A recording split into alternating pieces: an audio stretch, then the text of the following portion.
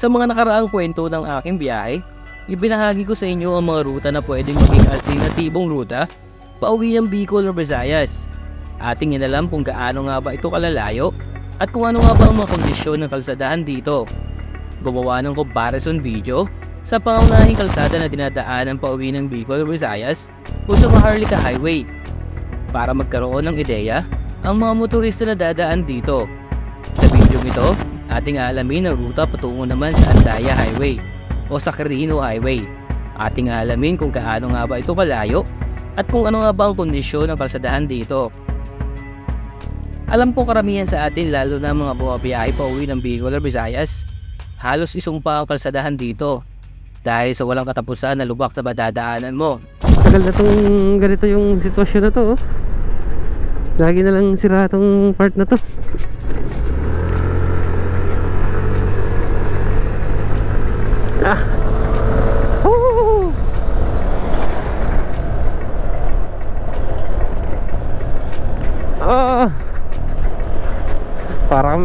Parang minamasahe lang mga laman-laman ko dito. Parang minamasahe. Sobrang alog-alog ng kalsada. Pero kung ayaw mo maranasan ng pangit na kondisyon na kalsadahan dito sa Andaya Highway, pwede mo maging option or alternatibong ruta yung ruta patungo sa lalawigan ng Camarines Norte na naipahagi ko sa inyo sa nakaraang kwento ng aking biyahe. Kahit na medyo malayo ang rutang ito, bibigyan ka naman ng banayad na biyahe. Pero bago ko simulan ang kwento ng aking biyahe, ipapakita ko muna sa inyo ang magiging ruta. Magsisimula dito sa bayan ng Sipukot, babaybayin ang bayan ng Lupi, Ragay, Del Gallego, Tagkawayan, hanggang makarating sa Gateway to Zolandia Marker. Tara, simulan na natin ang kwento ng aking biyahe. Sana'y samahan niyo po ako muli sa aking biyahe.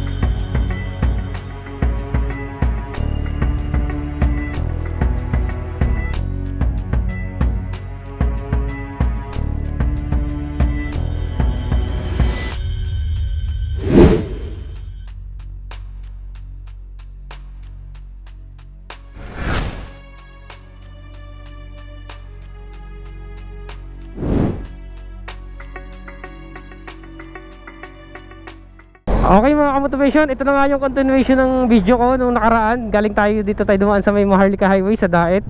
Nagdaet tayo para malaman yung gaano siya kalayo mula dun sa entry point ng Gateway to Zolandia. So inabot nga siya ng 150 kilometers. So ngayon, aalamin naman natin tong Quirino Highway. Tara mga kamotivation, samahan nyo ako. Dito na tayo magsimula. Okay, chinek ko yung kilometers ko ay yan mga motivation, naka-zero na din. Okay, naka-zero na siya. So go na tayo, ang oras ay 1:06. Ay, bakbakan na natin to.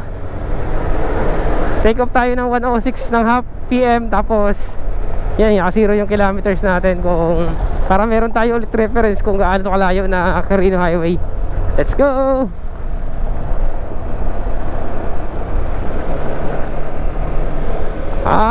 Rolando High. Ano pala itong mga motivation? Andaya. Hindi pala Quirino Highway. Nakalagay sa Google Maps, oh. Rolando R. Andaya Highway. Okay, Andaya pala itong mga motivation. Hindi pala Quirino nakalagay sa Google Maps. Yun din ang pagkakaalam ko. Kala ko Quirino kasi yun ang naririnig ko sa mga nasabi-sabi at nakakausap ko. Andaya pala to. Okay, malalaman natin ngayon kung gaano to kalayo. Compare naman dun sa Maharlika Highway sa Daet. Okay, bakbak na tayo.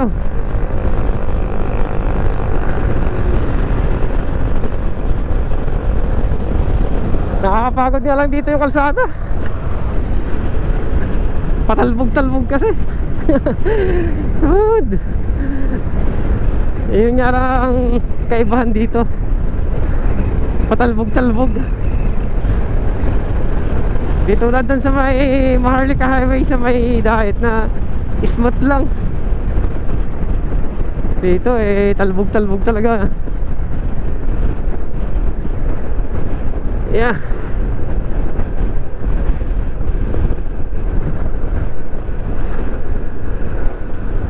Whoop, yeah.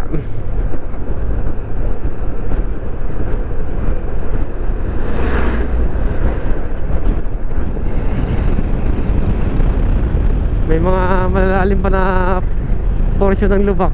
Buti dito natapalan na dati grabe lalim ng mga lubak dito. May tapal na.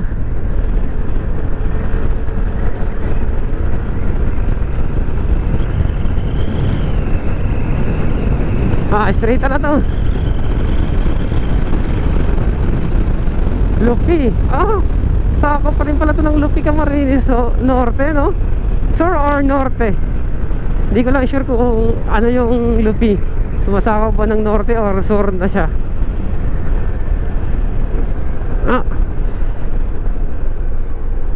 Hi!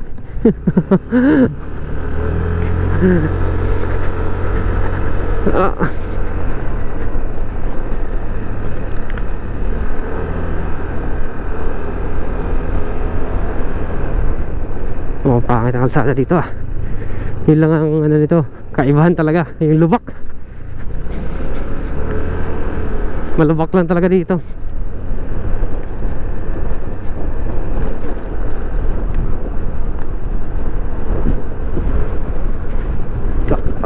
Uy, naku, nakakalighay. Nakakalighay ang lubak. Yeah! Lastik.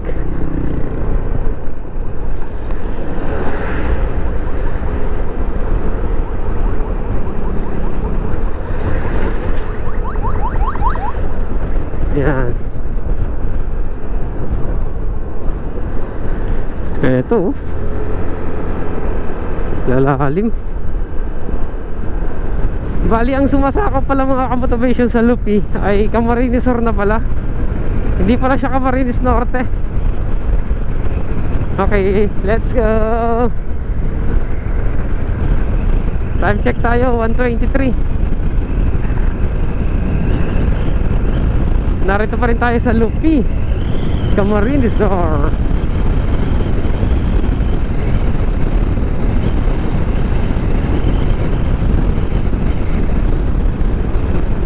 Yeah.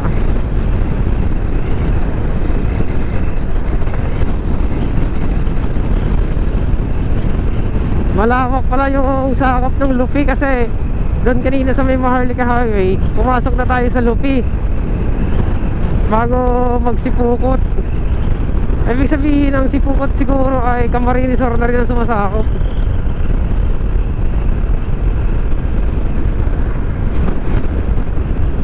Okay. Kung ongoing construction ng mga kalsada dito ngayon mga kamotivation pinapalapad. Pinapalapad pa Ragay. Yan.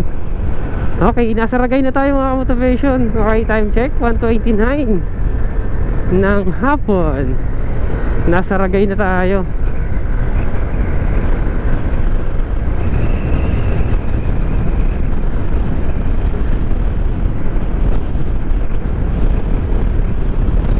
Ragay.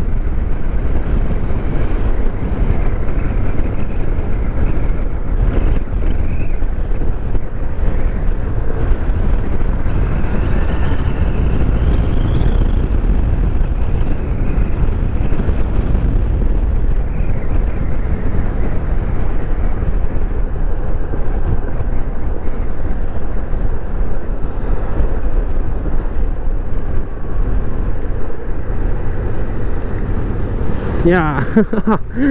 Lubak. Pero ongoing ang mga kalsada dito, nire-repair na sa Ragay.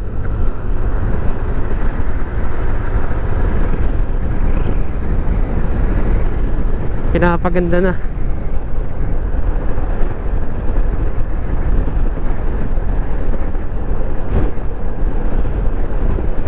Ang pangit na ala ng kalsada dito, sa part na to, yung espalto, uka-uka na. Yan, yung nasa left side natin. Mas maigi pa nandito tayo sa gilid. Mas banayad ng konti.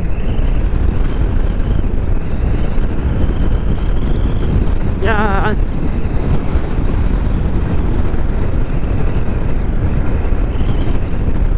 Yeah.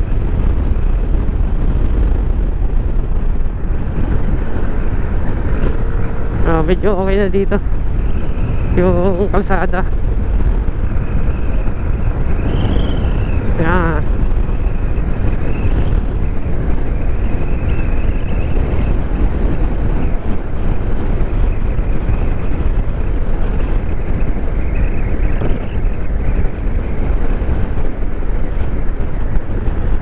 Yeah.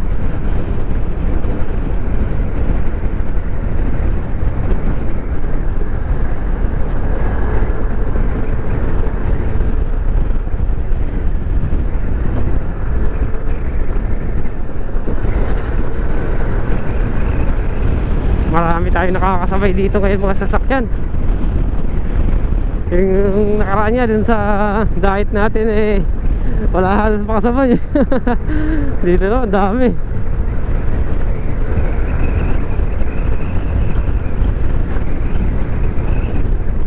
Okay. Ang ganda ng tulay dito, yung ilog sa ilalim. Star ka sa Ragay. May nag-comment niya sa vlog ko, sabi daw tumira ka sa Ragay, parang dito ka sa pagkaka-comment niya, parang sabi niya tumira sa Ragay, ang ibig sabihin ng star ka sa Ragay. Nalimutan ko, parang gano'n ang pagkakasabi niya sa comment sa vlog ko nung bumalik ako ng Laguna. Parang pagkakasabi niya ay tumira ka sa Ragay, ganun, nakatira sa Ragay or ganun ba. Ang ganda dito sa part na to. Tignan mo dito, makikita natin yung ayan lilim ang ganda ng mga puno, may mga nakalaylay pa siyang tawag yan, balagon. Sa Bicol, balagon.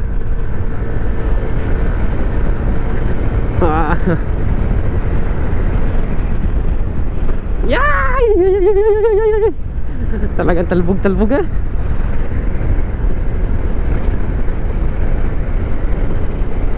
ala, hindi na makaahon yung truck.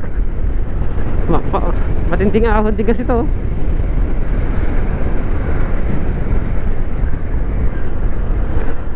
Yay! Ako, kalalalim lang talaga ng lubak dito. Talagang talbog-talbog ka. Yeah! Sus, Ginoo. Dito sa part na to, tagal na tong ganito yung sitwasyon na to.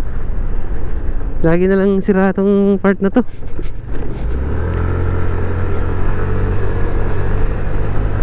Yeah!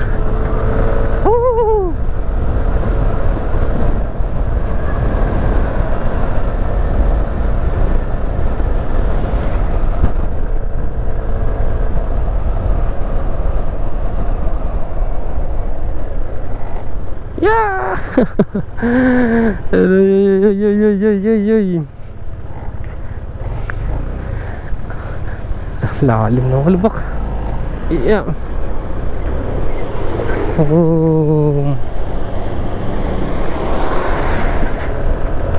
Dito bumawi naman dito pagdating dito. Ganda ng kalsada dito.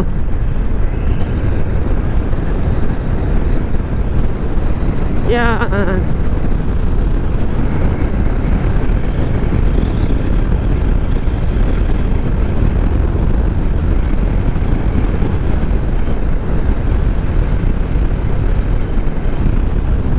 Straight na. Sana lahat ng kalsada ganito no? Sa part na to. Kaya lang lubak-lubak yung iba Boom! Lipad!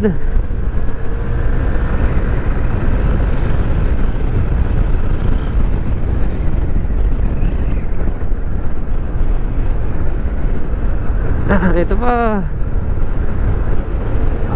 Tapos na yung kalsada dito Yun mayroon pa rin. Nag-go one way pa rin.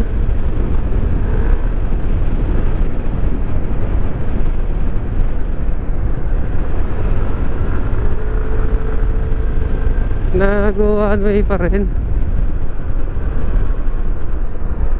Tapos na yung itong side na to. Sa kabila naman.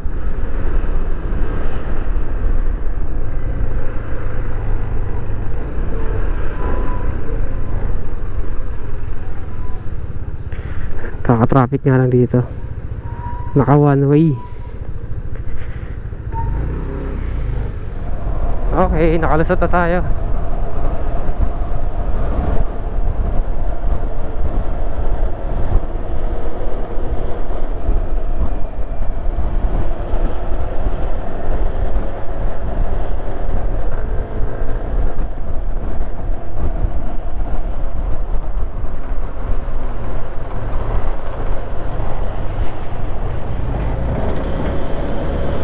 Buti na lang na-tsempohan na naka-go.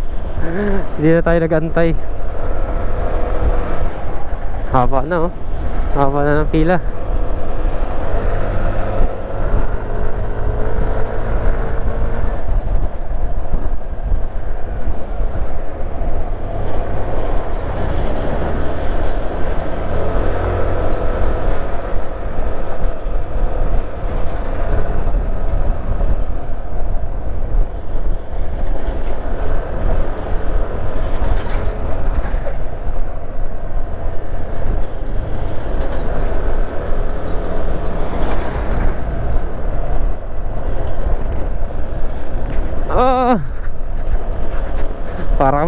Parang minamasahe lang mga laman-laman ko dito. Parang minamasahe. Sobrang alog-alog ng kalsada.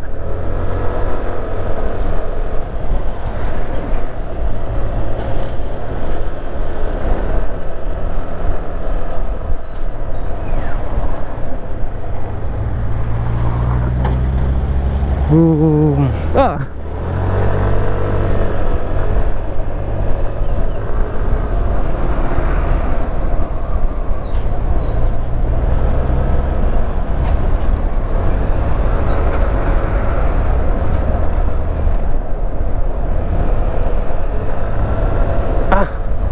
Tinoklap na yung espalto. Mahaba rin talaga tong ragay na to may kahabaan din. Woohoo!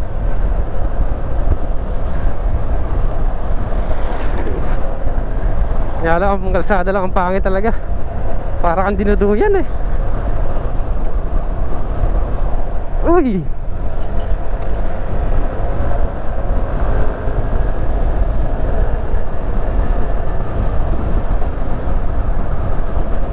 Pero dito sa part na to medyo okay ang kalsada dito.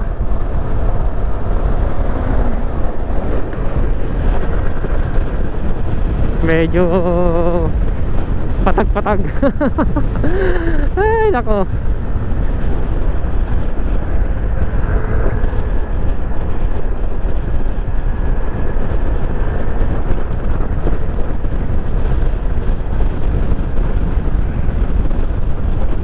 Opya.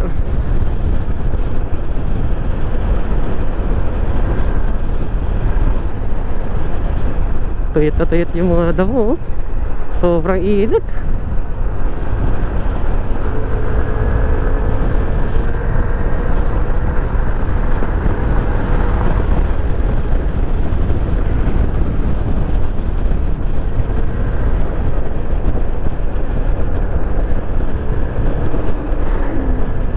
Upya.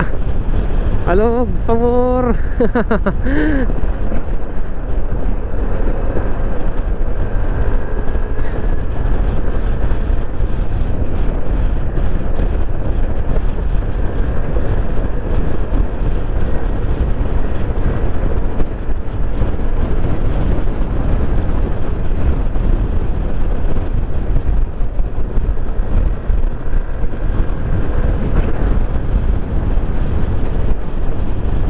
Dito maganda ang kalsada.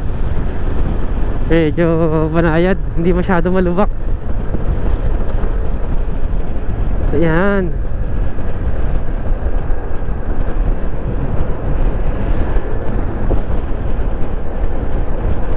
Oh, grabe oh. May bus na aksidente dito oh. Ayun oh. Sumalpok. Ay, binangga siya oh. May tama sa likuran. Kawawa pasahero sa likuran. Okay, abante na ulit mga motivation. Bali, nag-stop over muna ako ng siguro mga 30 minutes. Kaya may ano tayo, may tigil tayo 30 minutes kasi kumain muna mga motivation dahil hindi pa ako nakain eh. Dito na ako banda kumain sa may papuntang Del Gallego na. Malapit na sa Del Gallego. Nakakabulol. So time check tayo mga motivation, 2:27 na. So malapit na tayo. Mga estimated mga 1.5 hours. Nandun na tayo sa may gateway to Bicolandia. Nagdadatingan ng mga bus saka mga truck. Hapon na kasi.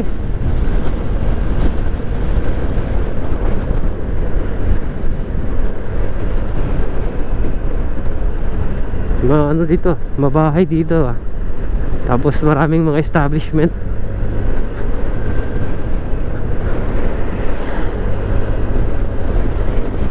Yeah. Ragay, Kamsur.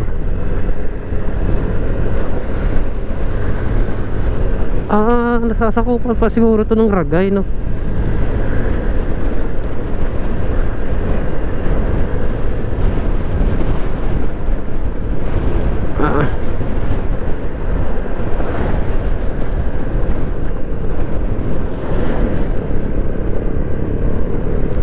Yun, Ragay pala.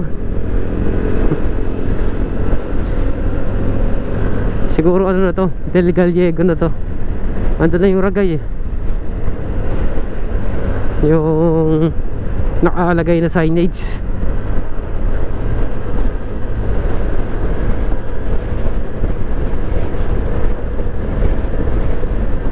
Oo nga, Del Gallego.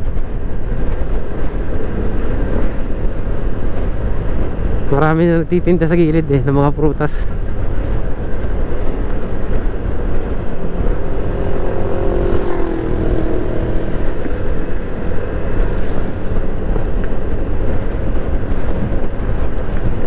Ayan o. Ayan na yung signage o. Del Gallego. Okay, Del Gallego na tayo.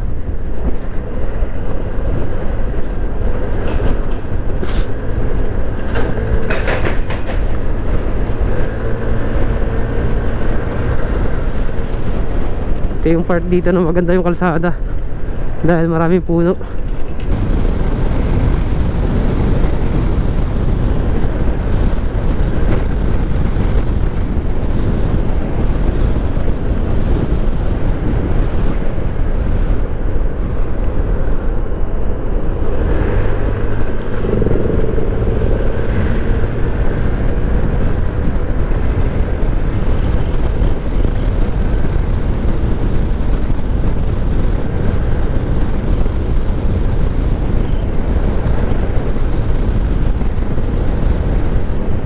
Okay mga kamotivation, nandito na tayo sa may tulay ng Kiblay Bridge.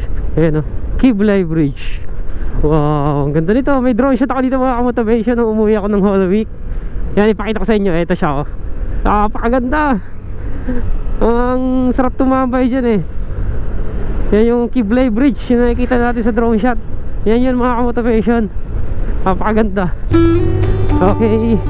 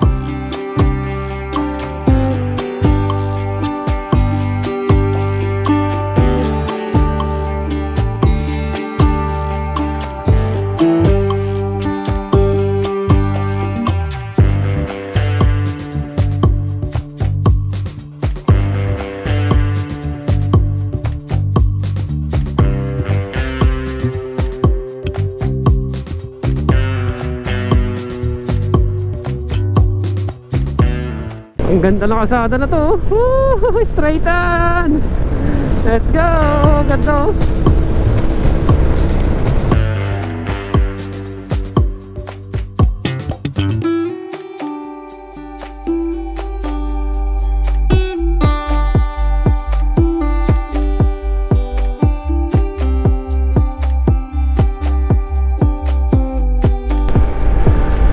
Ang ganda ng bundok sa taas oh.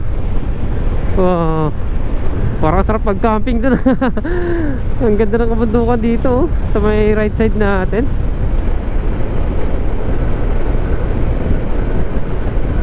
Ang ganda ng kalsadahan dito ah. Dito yan sa may Del Gallego.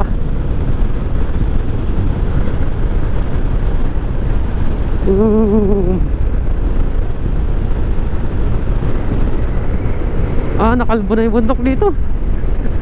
Ayan o, wala na. Sobrang init kasi.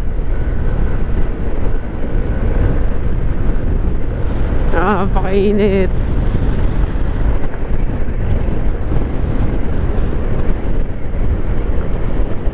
Okay, Tagkawayan na tayo. Ayan mga motivation o, yung signage. Tagkawayan, Quezon, Quezon Province. Okay, nasa Quezon na tayo. Medyo mahaba-haba rin to. Dito na magsisimula yung paalon-alon ulit. Parang maganda lang na kalsada sa ano lang, Del Gallego lang. Tapos pagdating sa Ragay, tapos dito sa Tagkawayan, Quezon, dito na natin mararamdaman yung pag-aalon. Parang kang dinuduyan eh.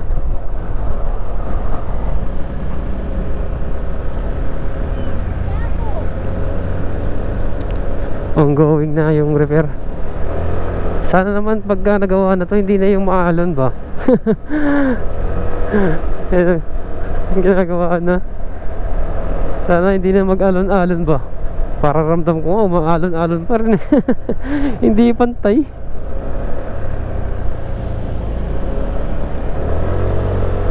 Up, yeah.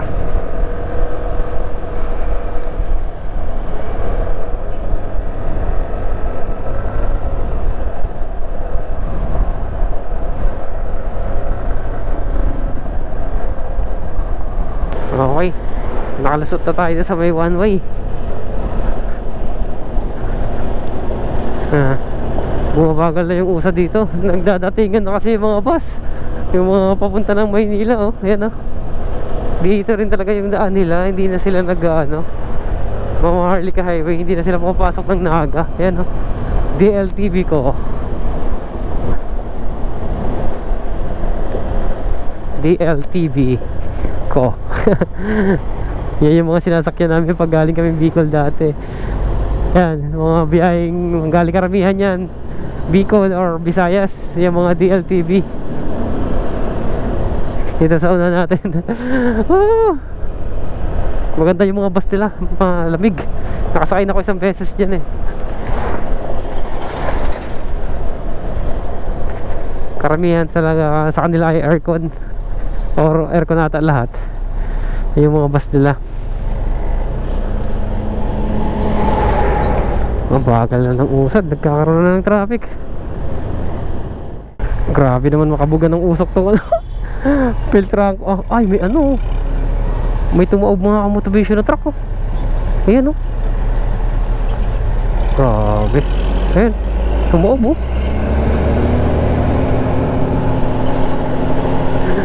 Ay, tumuog na truck.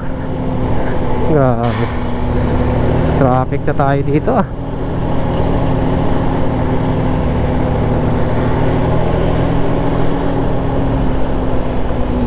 Ay, nako. Ang hirap pala paghapon na dito. Nakakaroon na ng traffic.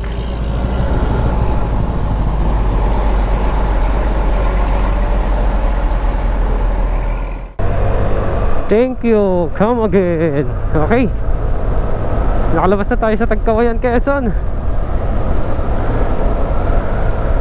Malapit na tayo sa Tabugon.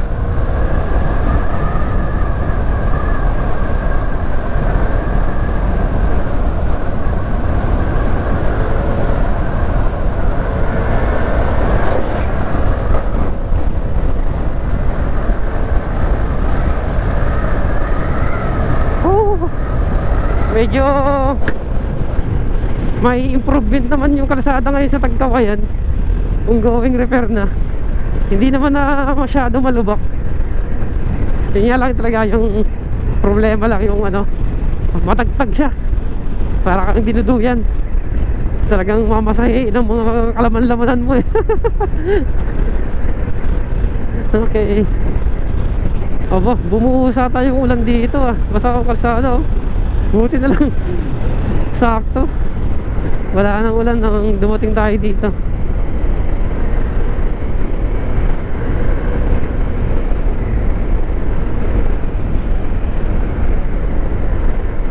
Ayun. Thank you Lord. Ay salamat. Malapit na. Okay, time check tayo mga motivation. 3:22. Nasa 2 hours nga lang yun mga motivation. Kasi lang, di ba nag-stop over nga ako dahil kumain ako. Ayan o, yung bakanan natin. Diyan ako galing kanina sa Dait. So nakaraang vlog ko pala. Balik continuation to nga ng vlog ko. Nung nakaraan doon ako pumasok sa Maharlika Highway. Dinerecho lang natin ang Dait. Ngayon malalaman naman natin yung kaano din kalayo itong Andaya Highway hanggang makarating tayo dito ngayon sa may Arco, sa may Gateway to Bicolandia marker. Ayan, tingnan natin. Okay, let's go, let's go. Salamat. Nagkaroon man ng aberya pero sulit naman naging biyahe. Yeah.